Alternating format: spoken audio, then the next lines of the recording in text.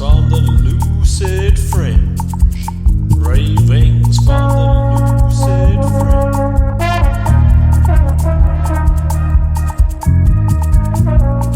Musings from an unpasteurized life.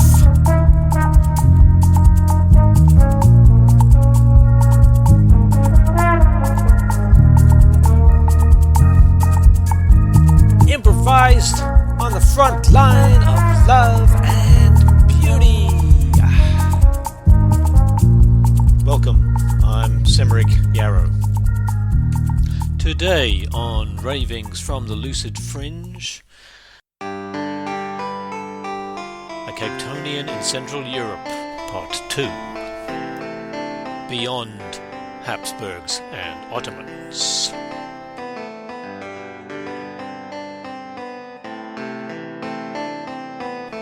A surfeit of Baroque, Vienna in July.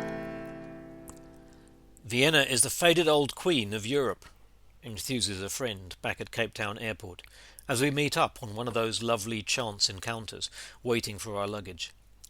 London, Paris, Rome, Berlin, Moscow, Istanbul, Vienna. Capitals of the great 19th century empires. Spot the odd one out? Vienna these days is the capital of a rather middling size Central European state, so it is largely preserved at an almost manageable size. Then again, I'm not really into preservation per se. In Cape Town for years we had a venue we all quietly moaned about playing at in the main tourist district, whose proud claim was to be dedicated to the preservation of jazz, as if jazz needed to be pickled in a jar, starved of fresh air. Vienna's not quite as stuffy as all that these days. I do, however, manage an old-style coffee with cream and a Viennese pastry in a classic coffee shop opposite the Design Museum, though another friend offers me coffee and cream back in the Cape, claiming it's actually healthier than milk, so maybe it's the new fashion, too. We're told later that the coffee shop in question got into trouble some years back for turfing out a lesbian couple, but these days the staff are diverse and the pastries are still soft and delicious. I sip, and do my best Freudian angst face, just for fun. The food is definitely better than Vienna's in South Africa, the generic name for factory-produced sausages boiled in water, on a par with Russians. Having grown up in the UK only with hamburgers and frankfurters, these names were new to me 30 years ago, but since I don't eat them anyway, they remain linguistic curiosities rather than distinctive tastes. Here in the Austrian capital there's a wide range of dishes on offer, like any other big world city perhaps these days, including a fabulous and massive Italian pizza picked up next to the train station. Austria always had a strong link to Italy, but of course to a host of other places too. And the metro trains show me a Vienna that's a much more healthy mix of peoples than I had anticipated. Slovenia was noticeably pale in comparison, for all its cultural riches and flower boxes in every window. Here, social housing in unusual state blocks is bursting with greenery, and real Turkish fare is sold in the markets, that 1683 siege between the old clashing empires, Habsburg and Ottoman, now very distant. I recall writing a university essay on the Turkish invasions of the south-east, and somebody thought I was writing about takeaway kebab vans in Kent. There is a somewhat apocryphal story that suggests a Habsburg spy, whose information was vital in lifting the siege, received confiscated coffee beans as reward and opened the first Viennese coffee shop, leading to the craze taking off in Central Europe and the first caffeine addicts, including J.S. Bach, composer of the Coffee Cantata. Said spy also sold the now typical Austrian breads in the shape of a crescent to celebrate victory over the Ottomans. Later some French visitors took the idea home, involved puff pastry, and turned them into croissants instead. One of the last things we saw in Slovenia was the interior of a church south of Ptuj, up in another pretty hilltop hamlet surrounded by forest. It was a Monday afternoon, yet there was a service happening, a priest speaking biblical passages in a feisty Slovenian, while the congregation nodded on. We tourist interlopers were there for what stood behind him, The most extraordinary medieval altar, vivid, detailed, so voluptuously carved you'd want to touch it for all its chastity. And there was a clue, perhaps, to what happened next in Europe's cultural development, for later sculptors also adorned the interior with their commissioned works, attempting to compete and be seen in the face of this central masterpiece. The end result? A serious surfeit of Baroque, dressed up in pilgrim's clothes. I first became aware of the exquisite interiors of many old churches when in Prague and Budapest in my 20s.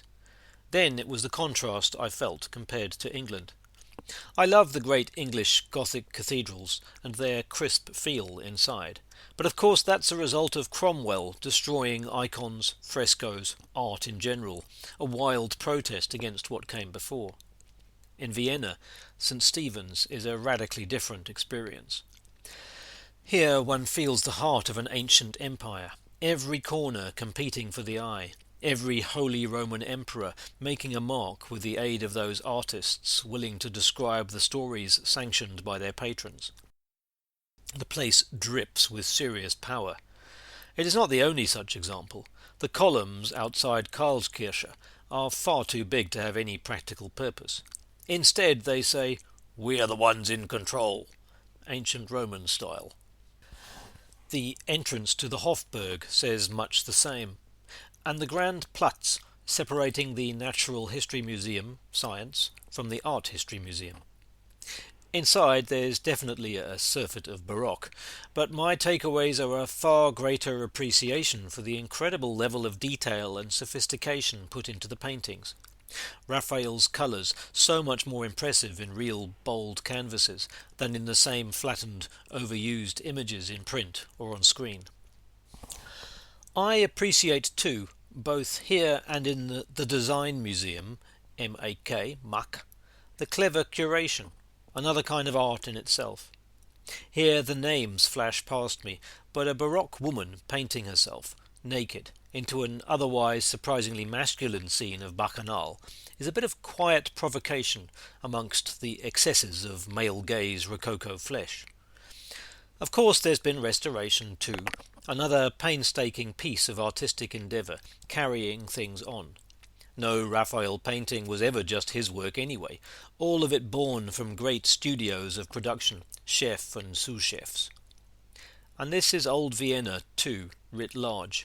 Extraordinary, though it must have sometimes felt a stifling place to be a radical in the run-up to World War. And it all still stands, remarkably unbombed. Schönbrunn Palace, the Habsburg Versailles, with Q-style greenhouses and wide passages for carriages, is a dominant and dominating statement, at least as vast in its attempt to geometrically control landscapes and say, "You're nothing, I'm everything," as any pharaoh's pyramid. And all dressed up, no doubt, since European kings invented drag and high heels. I like getting into my feminine lipstick side as much as the next male drama teacher, but anybody who thinks it's somehow inherently transgressive should see what Louis XIV looked like in his portraits, while he was encouraging young women into ballet contortions for his edification. Personally liberating for us blokes these days, perhaps, after a century or two of dour Western men's clothing, but male desire to wear skirts and tights is clearly neither a sign of being disadvantaged nor especially dangerous to the patriarchy. Since 1900 or before, architects have had to eke something new out in between these admittedly impressive hulks, just like the artists I seek out as my own relief. Klimt and Scheele, and a bunch of less celebrated ones, some women, largely in the past kept out of the galleries, unless of course they took their clothes off for male painters. While the first psychoanalysts were wondering why everybody was feeling neurotic, with Hitler wandering the culturally extravagant streets. Of course, the large Jewish portion of the financing that lifted cultural possibility in Vienna was brutally snuffed out, and a more broken, initially occupied, post-war Viennese culture took shape.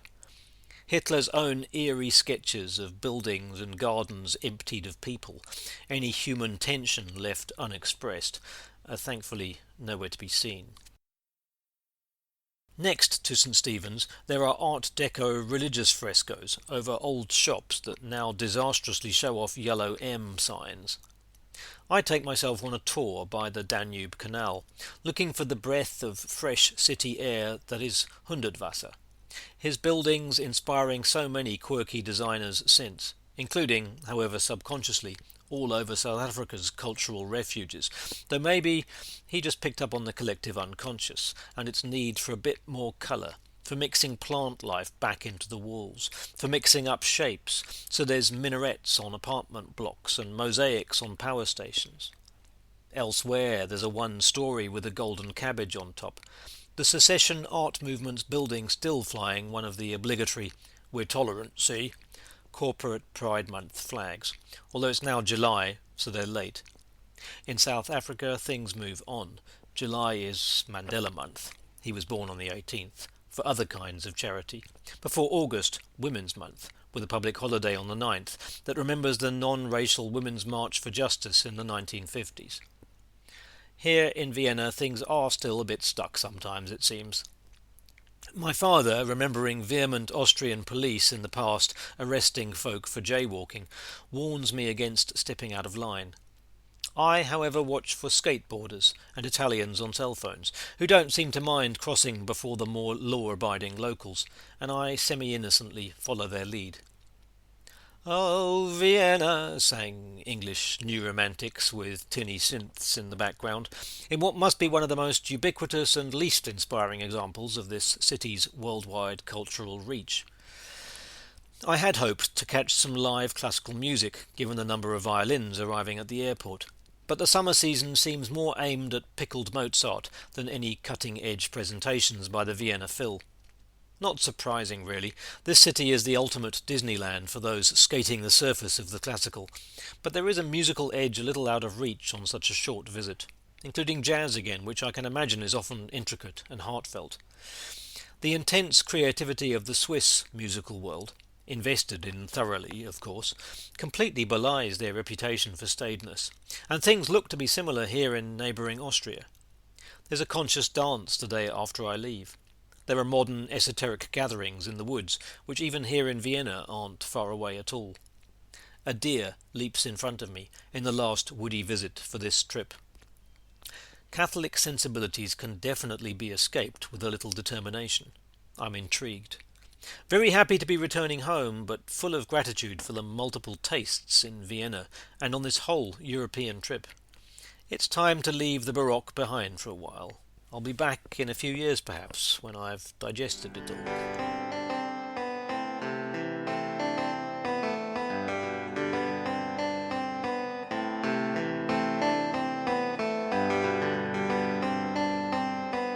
On the banks of the Bosphorus.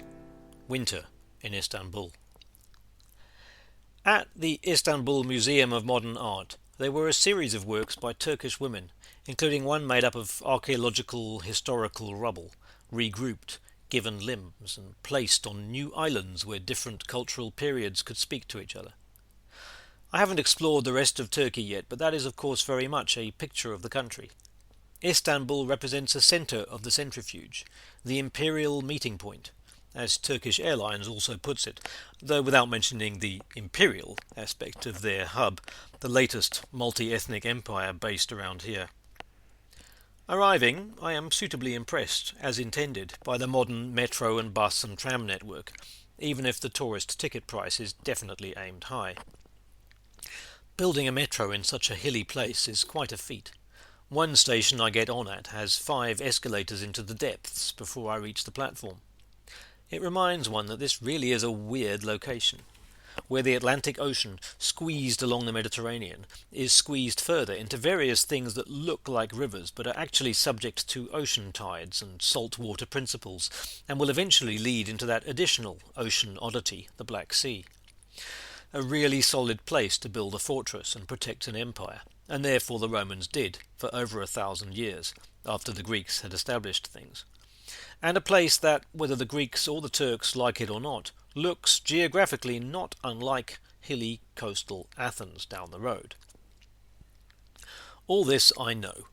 Byzantium, Constantinople, Istanbul, is the stuff of many a history lesson I've learnt or given. It is strange and exhilarating to finally set foot here, in the dim winter light of a drizzly dawn. First thing to do in modern Turkey, find a place for a tiny bitter coffee and a piece of syrupy pistachio-infused baklava, and land a little till I can see and sense more. This is a taste of the modern city. A young man serves me and speaks a little English. I feel rather self-conscious at speaking no Turkish at all, and it all seems so very foreign. Turkish is not an Indo-European language at all, so even with my love of languages, I'm lost. Teşekkürler, I discover, which is not quite as straightforward as donkey, or there's a real thank you, that's çok teşekkür ederim, which I finally learn in time for the biggest gratitude I need to give in my 2 days here. And then I begin to wander, finding my way with the crowd towards the sights of the Sultan Ahmed district. I've already spotted some exquisite-looking minarets, but the first surprising things I'm noticing are cats. And dogs, but this is primarily a city of cats. I've been in plenty of cities with stray animals all over the place. Istanbul's seem very different, though. They're not straggly street felines, but sleek and loved. There's one on the tram platform, curled up on a seat, and everyone lets it stay there. There's one in a flower bed, down in the metro station. Another perched on a parked Vespa seat. There are cats on empty cafe tables, sauntering round restaurants, ambling through markets and mosques. In the Blue Mosque, somebody asks, and their guide explains that it's their religious duty to look after creatures of Allah. Whatever it is, it's charming.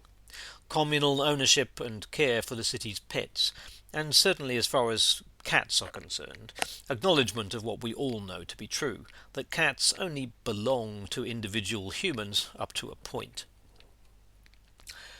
Even with the crowds, and the cacophony of guides to listen to in different languages, I rotate a bit as I'm on my own, by taking shoes off to enter the mosque and padding across carpets that have been regularly replaced since early Ottoman times. I find a certain peace here in the Blue Mosque. It's temporary. The beauty of the windows and the roofs and the columns and the arches hints at life and movement coming back. And suddenly the lights come on, to gasps, as the colours and patterns are seen in higher definition. But it's not the only time I'll find the calm of the mosques. Later on I find it again with exquisite tiling, in Rustam Pasha Mosque, in the middle of the madness of Eminönü's stalls and streets. Locals are stepping in for a little time out. And I need it too, for this part of Istanbul is pretty intense. I'm not a natural haggler, and Turks famously thrive on it, though there are a few opportunities to pay fixed prices for the dazzling range of goods on offer. I'm scammed creatively at one point on a bridge over the Golden Horn.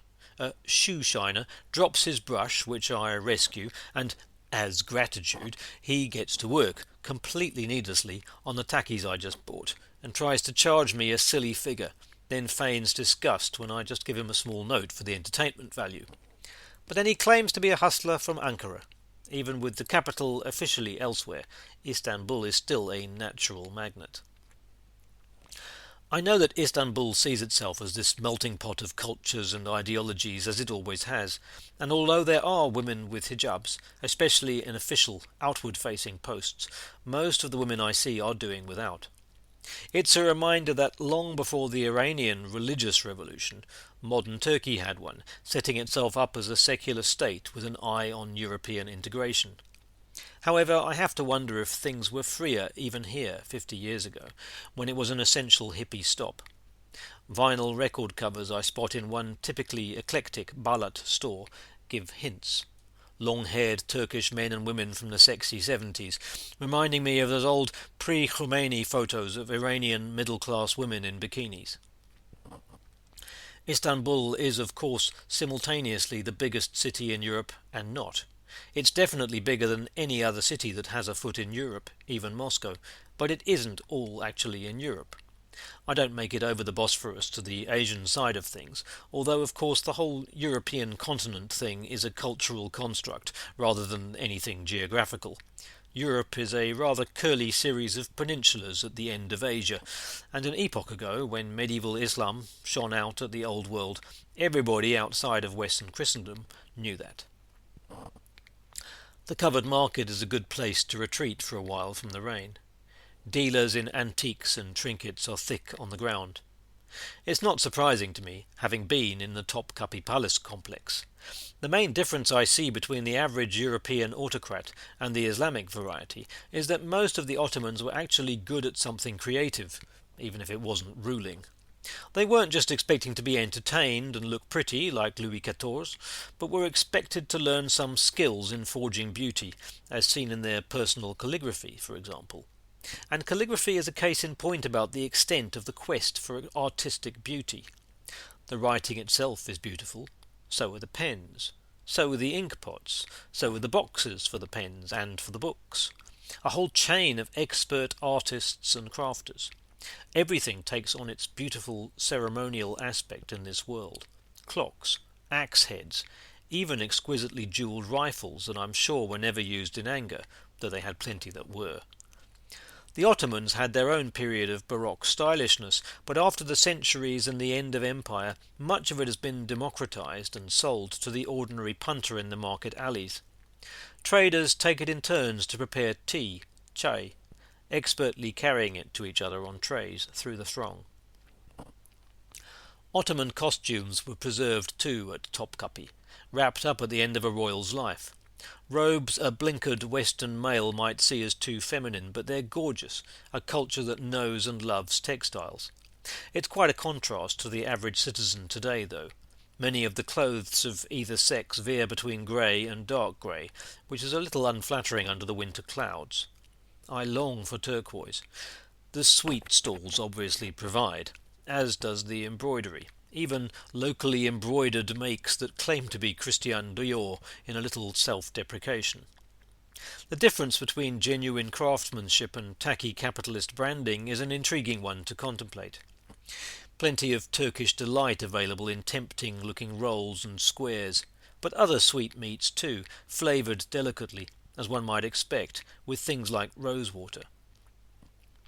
There's a boom in traditional Turkish soft drinks, sugary, but I try one anyway, peach and lavender flavour. The haggling isn't subtle, but the scents definitely are. Perfumes are an essential part of creative sophistication here, coming particularly from that sensual bathhouse culture which will be my final gift to myself in this flying visit. I'm not quite sure how to enter Hagia Sophia, and wander round cobbled side streets, past borek stalls and other bread stands. Eventually I join the crowds, removing shoes, and enter the grand dome, with its extra minarets to make it Muslim. Calling the faithful in all four directions. They are so fundamental in every religion, it seems. It's truly an amazing feat, not just a big building for the sake of it. It does make me wonder, though, where are the East Romans that built this place? I see a few remnants of Constantinople's walls here and there, and actually walk up to some above the alleys of Balat. Super thick, but in the end just a wall, and determined humans will always find a way through. One piece of the old Byzantine palaces remains up on the hillside, yet I find when entering that it became a place for Ottoman kilns. Initially this sounds prosaic until I make the connection that here's where lots of the marvellous tiles in the mosques came from. Layers. In Istanbul, it's always layers. Down in Balat, there's Hagia Sophia's Christian successor, the patriarchal cathedral that is still the headquarters of the Orthodox churches internationally. An official with an extremely long ancient title gives me a chatty response to my email inquiry about popping in. Somehow that seems very Greek, as it should. In Topkapi there was a room of sacred artefacts, including a number of sandals and footprints of the Prophet, and the famous Staff of Moses.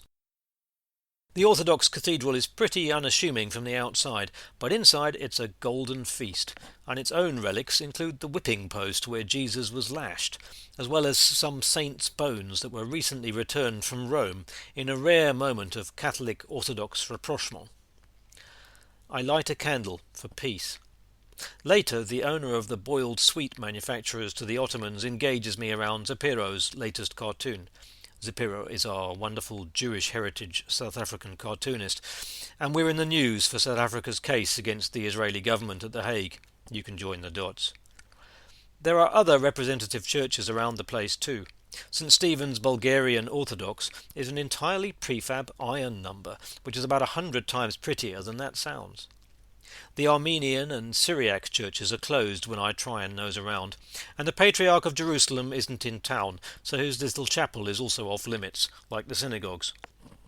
Istanbul was a byword for tolerance when the conquistadors had finished kicking out infidels from Spain and were setting off for Mexico. And Ataturk's secular Turkey was one of the first places Trotsky got refuge before Stalin's men started playing hardball. There are adverts on the metro for a new series about Ataturk, presenting him as a pretty ferocious general in the regular European early 20th century style, nationalism in the forefront. Strange to realise that, having fought each other for so long, the Habsburgs and the Ottomans ended up on the same side in World War I, and their multi-ethnic polities were dismantled because they lost. I ponder this over another coffee with cardamom and other spices boiled over sand. I sit in a tiny upstairs section overhanging the narrow street. There are cafes serving rapid cappuccino here, but it seems to me that they're throwing out centuries of reasoning in doing so. Perhaps they should move to Beyoğlu. The northern side of the Golden Horn, the district of Beyoğlu, is a different place entirely. I reached there after picking up a grilled fish sandwich from near the boats in the south. The Galata Tower is not my favourite monument in the city, sticking out in a fairly brutal phallic manner on top of the hill, but around it is where Istanbul shows itself in all its hipness. Funky street art, international restaurants, cool cafes. I take a chai in the obligatory glass, while a lesbian couple chats and smokes, inside, at a nearby table. Balat had a lot of bored student waiters. Istanbul University is on the south side. Here it's much more the place to be, and the waiters are bigger on service, and lots of couples are out and about as the winter afternoon grows dark. There are posters for big concerts and dance and theatre events. In the Modern Art Museum there was one graphic light installation that basically felt like a trance festival. I'm not sure Istanbul would push the boat out that far, at least publicly. I pass lots of music shops in one street, and the windows are lined with handcrafted ouds to make the mouth water.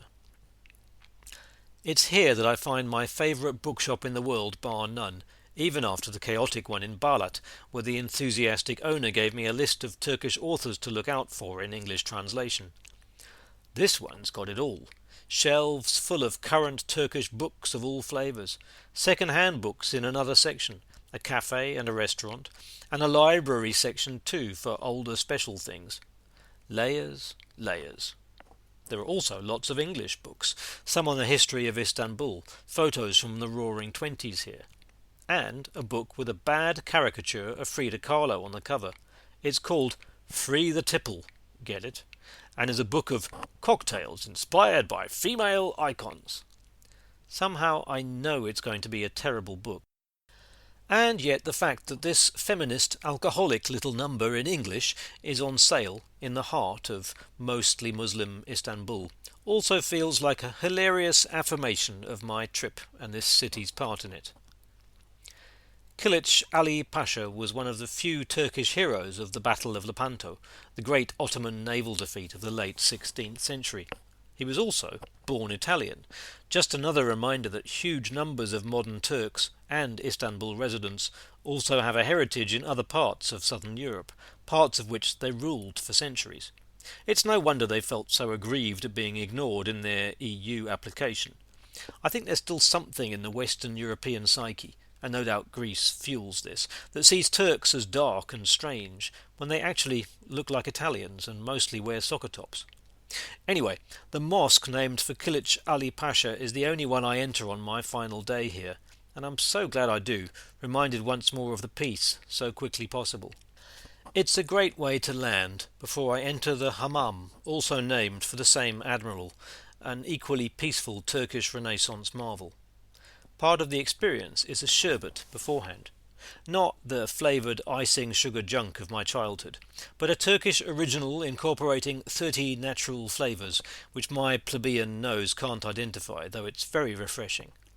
Then I'm pummeled, scraped, gently heated, soaked, covered in bubbles, and generally treated with professional care by a Turkish guy about my age with a substantial boop.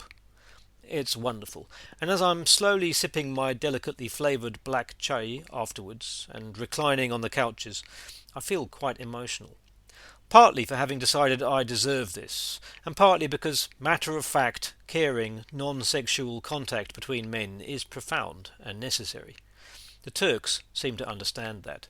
The baths are strictly single-sex, women treated by women at different times of the day. But I didn't really understand I was going to experience this when I followed my friend's advice about getting a Turkish bath. It is a wonderful way to complete this journey, and yet again, it's food for thought. So, thank you for listening to this latest episode in the series, and you can find all of my articles and my recordings at lucidfringe.substack.com, except my music and poetry from the past, which is all available at simrickyarrow, all one word, .bandcamp.com, and the background recordings and sounds that you will have heard are all either from those recordings or they are my own. Please do give this a rating if it's on your podcast app. Please spread the word if you enjoy what you hear, and if you want to give me some feedback or commentary, of course I'm very open to that. Any suggestions for future episodes? Okay, enjoy. See you next time. Ravings from the Lucid Fringe. Ravings from the Lucid Fringe.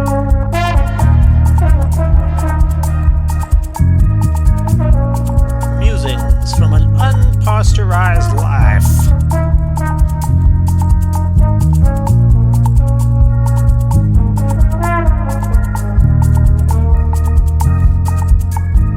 Improvised on the front line.